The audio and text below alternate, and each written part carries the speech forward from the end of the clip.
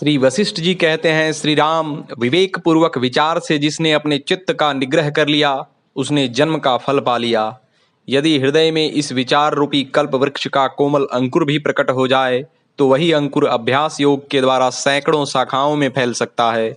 विवेक वैराग्य से जिसका विचार कुछ दृढ़ हो गया है उस पुरुष का शांति, क्षमता, क्षमा, दया आदि पवित्र गुण उसी प्रकार आश्रय लेते हैं जिस प्रकार जल से परिपूर्ण सरोवर का पक्षी और मत्स्य, कच्छप आदि आश्रय लेते हैं। भलीभांति परमात्म विषयक विचार करने से जिसे परमात्मा के स्वरूप का साक्षात्कार हो गया है, ऐसे ज्ञानी महापुरुष को अविद्या से उत्पन्न अत्यंत रमणीय और विशाल वैभव भी आकृष्ट नहीं कर पाते।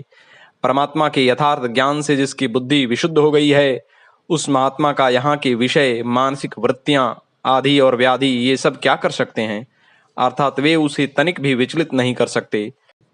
जिसने ज्ञान की चतुर्थ भूमिका प्राप्त कर ली है और जिसने जानने योग्य परमात्मा के स्वरूप का अनुभव कर लिया है उस धीर वीर ज्ञानी महात्मा पुरुष पर विषय तथा इंद्रिय रूपी डाकू क्या कभी आक्रमण कर सकते हैं। जिस पुरुष का अंतःकरण चलते फिरते या बैठते जागते या सोते इन सभी अवस्थाओं में विवेकपूर्ण ब्रह्म विचार से युक्त नहीं रहता वह मृतक के समान है। अज्ञान रूपी अंधकार का हरण करने वाले परमात्मा विषयक विचार से तत्काल ही विशुद्ध परम पद रूप परमात्मा का प्रत्यक्ष अनुभव हो जाता है। ठीक उसी प्रकार जैसे प्रकाशमान दीपक से वस्तु प्रत्यक्ष दिखाई पड़ती है तथा परमात्मा के यथार्थ ज्ञान से संपूर्ण दुखों का उसी प्रकार अत्यंत अभाव हो जाता है जिस प्रकार सूर्य के उदय से अंधकार का अत्यंत अभाव हो जाता है।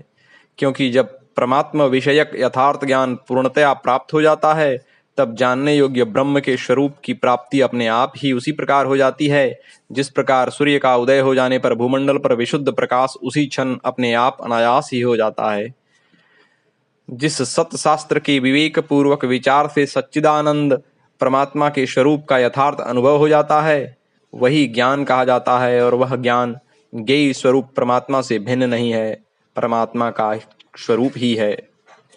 श्री राम, पंडित लोग विवेक पूर्वक परमात्मा विषयक विचार से उत्पन्न परमात्मा स्वरूप के अनुभव को ही ज्ञान कहते हैं।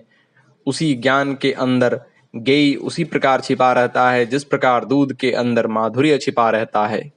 आसक्ति रहित ज्ञानी पुरुष चंदन, कपूर, केसर आदि अंगरागों में से किसी की भी सुगंध से प्रेम नहीं करता। जो सच्चिदानंद घन ब्रह्म के ध्यान में मग्न है वह वज्र के भयावह शब्द से, पर्वत के विस्फोट से एवं ऐरावत आदि हाथियों के चिंगाड़ने से कंपित नहीं होता।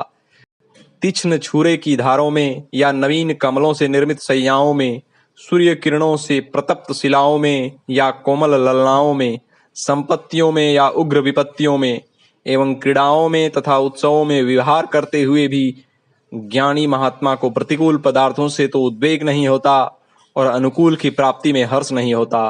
वह भीतर से सदा अहमता, ममता एवं आसक्ति से रहित होता है और बाहर से निस्वार्थ भाव से कर्म करता रहता है।